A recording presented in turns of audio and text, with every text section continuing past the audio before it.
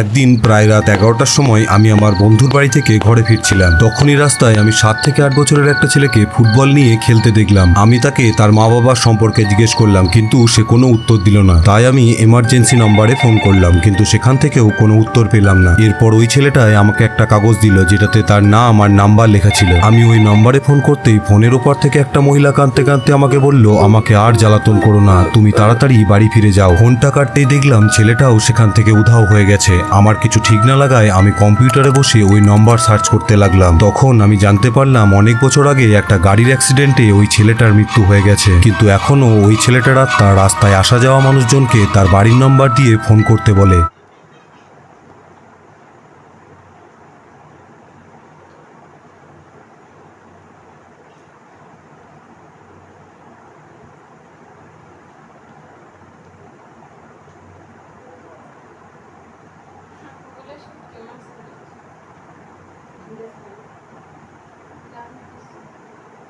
Ne rengi?